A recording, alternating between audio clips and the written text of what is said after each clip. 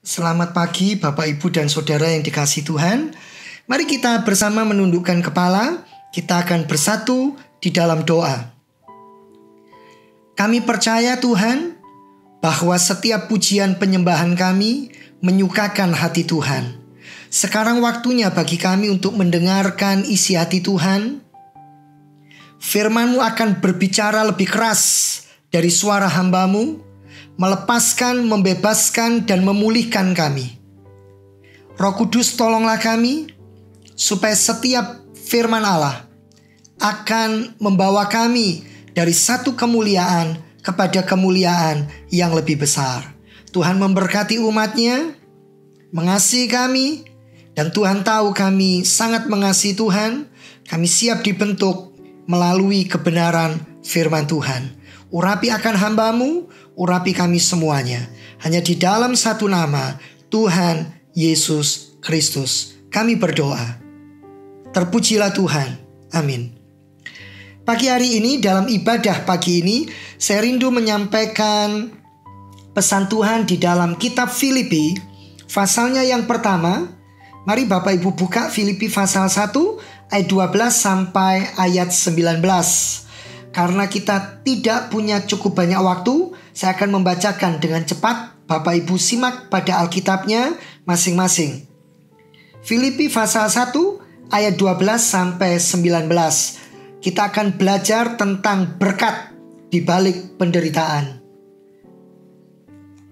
Aku menghendaki saudara-saudara supaya kamu tahu bahwa apa yang terjadi atasku ini justru telah menyebabkan kemajuan Injil, sehingga telah jelas bagi seluruh istana dan semua orang lain bahwa aku dipenjarakan karena Kristus. Dan kebanyakan saudara dalam Tuhan telah beroleh kepercayaan karena pemenjaraanku untuk bertambah berani berkata-kata tentang firman Allah dengan tidak takut. Ada orang yang memberitakan Kristus karena dengki dan perselisihan, tetapi ada pula yang memberitakannya dengan maksud baik. Mereka ini memberitakan Kristus karena kasih, sebab mereka tahu bahwa aku ada di sini untuk membela Injil. Tetapi yang lain karena kepentingan sendiri dan dengan maksud yang tidak ikhlas. Sangkanya dengan demikian mereka memperberat bebanku dalam penjara.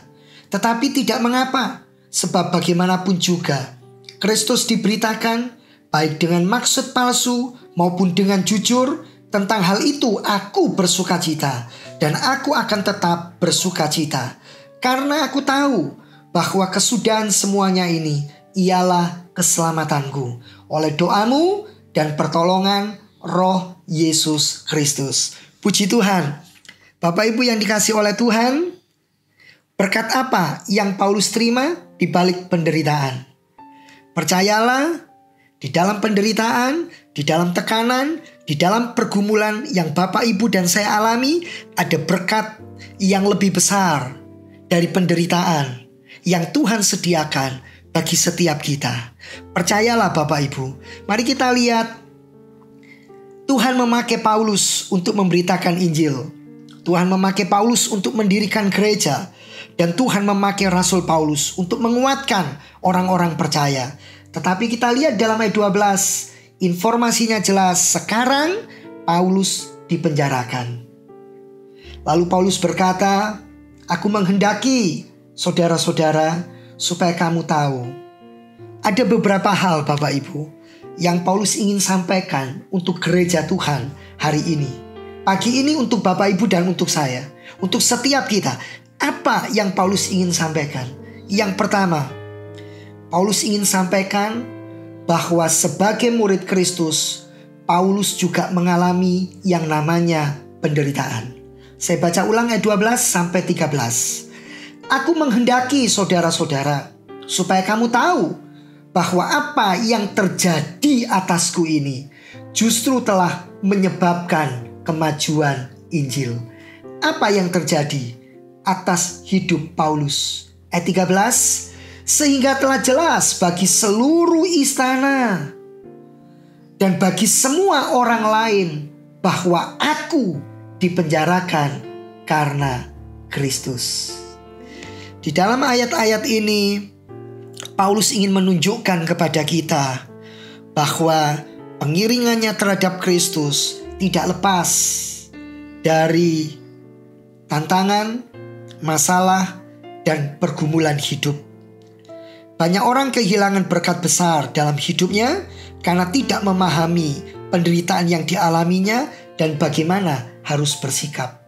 Tetapi dalam ayat-ayat ini, Paulus menunjukkan kepada kita bahwa Paulus sangat mengerti dan memahami apa arti penderitaan dan bagaimana Paulus harus bersikap.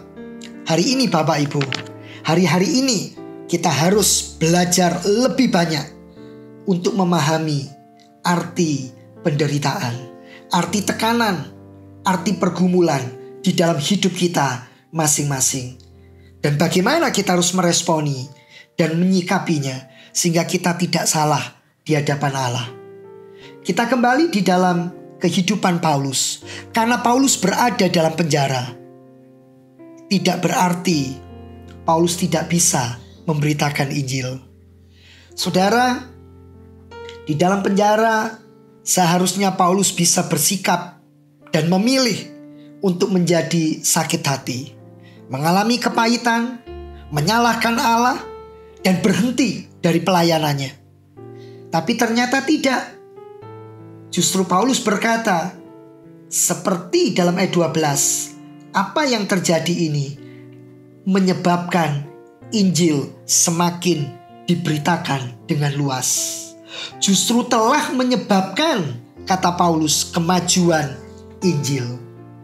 Jadi hal pertama yang Paulus ingin tunjukkan kepada saudara dan saya adalah bahwa Paulus ini dalam hidupnya juga mengalami penderitaan yang berat. Coba kita membuka di dalam 2 Timotius 2 ayat yang ke-9. Dengan cepat kita akan membaca 2 Timotius 2 ayat yang ke-9. Karena pemberitaan Injil inilah aku menderita, malah dibelenggu seperti seorang penjahat, tetapi firman Allah tidak terbelenggu. Katakan amin Bapak Ibu. Katakan puji Tuhan. Walaupun hari-hari ini ibadah secara online, firman Allah tidak dibatasi. Firman Allah tidak bisa dibelenggu. Firman yang disampaikan tetap memulihkan kita, tetap membebaskan kita, tetap memerdekakan kita. Katakan amin kepada orang yang ada di kanan kiri saudara. Kalau saudara sedang sendirian hari ini, katakan kepada dirimu sendiri. Sekarang kita akan melihat hal kedua yang Paulus ingin sampaikan dari Filipi 1 ayat 12 sampai 19. Hal yang kedua, Paulus ingin menunjukkan kepada kita bagaimana Paulus meresponi dan bagaimana Paulus bersikap di tengah-tengah penderitaan yang dialaminya. Ini sikap yang penting yang juga harus ada dalam hidup kita. Kita akan melihat ayat yang ke-18. Tetapi tidak mengapa, sebab bagaimanapun juga Kristus diberitakan, baik dengan maksud palsu maupun dengan jujur. Tentang hal itu aku bersukacita, dan aku akan tetap bersukacita. Artinya Bapak Ibu, dalam ayat ini Paulus berkata, ketika Injil diberitakan dengan tidak jujur, sebenarnya dengan maksud palsu, Paulus sedih, Paulus susah. Tetapi dikatakan dalam ayat ini, Paulus belajar untuk meyakini di balik semua itu tetap ada hal yang baik yang Tuhan akan tunjukkan dan kerjakan. Karena itu Paulus berkata, respon Paulus, sikap Paulus adalah Paulus belajar bersuka cita. Paulus belajar untuk tetap bisa bersyukur. Dan Paulus berkata dalam ayat 18, di balik penderitaan yang dialami, orang lain bisa sakit hati, mendiskreditkan Allah, saling menyalahkan. Tetapi Paulus berkata, tetapi tidak mengapa. Artinya apa? Respon Paulus di sini, Paulus mencoba untuk menyangkal dirinya sendiri. Paulus mencoba untuk melupakan dirinya sendiri. Dan Paulus tidak hidup di dalam egonya. Kata tetapi tidak mengapa. Walaupun Paulus dirugikan, Paulus berkata tidak apa-apa. Yang penting Kristus diberitakan. Dengan jelas dalam ayat 12 Paulus berkata, aku menghendaki saudara-saudara supaya kamu tahu bahwa apa yang terjadi atasku ini justru telah menyebabkan kemajuan Injil. Jadi Paulus berkata, di balik penderitaanku itu yang lebih penting adalah apa yang terjadi dengan Injil Kristus, di mana Injil itu bisa diberitakan baik waktu Paulus di dalam penjara maupun diberitakan oleh orang lain yang ada di luar penjara. Karena kalau di dalam penjara Paulus berani, Paulus berapi-api, Paulus tetap memberitakan Injil, maka orang yang di luar penjara juga terdorong, termotivasi untuk memberitakan Injil. Puji Tuhan. Keyakinan bahwa segala sesuatu akan membawa kebaikan, itu yang menyebabkan Paulus bersukacita. Sekalipun Paulus dalam penderitaan, bahkan dalam penderitaan yang berat sekalipun. Percayalah Bapak Ibu, bahwa penderitaan ringan yang kita alami hari-hari ini tidak bisa dibandingkan dengan kemuliaan kekal yang akan kita terima. Oh haleluya. Karena itu Bapak Ibu tetaplah bersabar. Jangan kehilangan pengharapan. Tetap pandang kepada Tuhan. Ini adalah sikap yang Paulus miliki. Dan kita akan lihat berikutnya. Sikap apa yang Paulus miliki selain Paulus tetap bersukacita dan selain Paulus berani menyangkal dirinya sendiri. Kita belajar Paulus tidak peduli dengan apa yang terjadi pada dirinya. Tetapi yang penting pada Injil. Artinya hidup dari Paulus harus betul-betul memuliakan Allah. Bagaimana dengan Bapak Ibu? Bagaimana dengan saya? Dan saudara, berikutnya yang kita bisa lihat adalah sikap Paulus yang ketiga. Di dalam ayat-ayat yang baru kita baca, tidak pernah kita temukan di mana Paulus mutung, di mana Paulus putus asa, di mana Paulus berkata, sekarang saya meninggalkan pelayanan. Pelayanan saya cukup berhenti sampai di sini. Tidak Bapak Ibu. Tetapi sepanjang ayat yang kita baca, bahkan sampai nanti sepanjang pasal 1, kalau Bapak Ibu ada waktu di rumah, siapkan waktu, buat kesempatan, kita akan melihat bahwa Paulus tetap melayani. Paulus tetap hidup dalam pelayanan. Sekalipun dalam penjara, Paulus tetap memberitakan firman Tuhan. Di luar penjara, Paulus juga memberitakan firman Tuhan. Bapak Ibu yang dikasihi oleh Tuhan, jangan pernah beranggapan bahwa kita bisa melayani Tuhan dengan lebih baik kalau keadaannya berbeda. Lihat ini contohnya. Sekalipun masih di dalam penjara, Paulus tetap memberitakan firman, Paulus tetap melayani Tuhan. Kita harus selalu berusaha Bapak Ibu, jemaat yang dikasihi Tuhan, untuk melakukan yang terbaik di mana kita berada. Karena kita tahu bahwa Allah itu berkuasa untuk mengubah segala sesuatu. Tapi seringkali kita berkhayal, seringkali kita berpikir, seringkali kita menggunakan pengertian kita sendiri dengan berkata andai kata. Jemaat bertambah banyak. Seandainya. Lalu saudara berkata, maka saya akan melayani Tuhan. Saudara salah besar. Saudara lihat di dalam kondisi, dalam keberadaan seperti sekarang. Dan jangan pernah berkata seandainya. Jangan berkata andai kata. Jangan berandai-andai Bapak Ibu. Saya memberitakan firman ini tulus dari dalam hati saya. Supaya kita punya respon dan sikap yang benar. Ada banyak anak-anak yang seringkali berkata seandainya, andai kata papaku, ibuku, mamaku, omaku, opaku rajin dan mau pelayanan, aku mau pelayanan. Terlambat. Jangan pernah berkata andai kata. Buang semua pengandaian yang seperti itu. Karena itu tidak pada tempatnya Bapak Ibu. Jika Tuhan mengizinkan kita mengalami hal-hal seperti yang dialami Paulus, walaupun porsinya beda, versinya beda, levelnya gak sama, pasti itu yang terbaik. Dan kita harus berusaha semaksimal mungkin dalam hidup kita untuk didapati berkenan di hadapan Tuhan. Puji Tuhan. Memang Bapak Ibu, jika keadaan yang tidak menyenangkan, Tuhan bisa ubah. Seringkali kita mintanya hal yang tidak menyenangkan harus selalu Tuhan ubah. Itu mau kita sendiri. Tapi percayalah, Tuhan mengerti yang terbaik. Supaya apa? Kita belajar tetap mengucap syukur.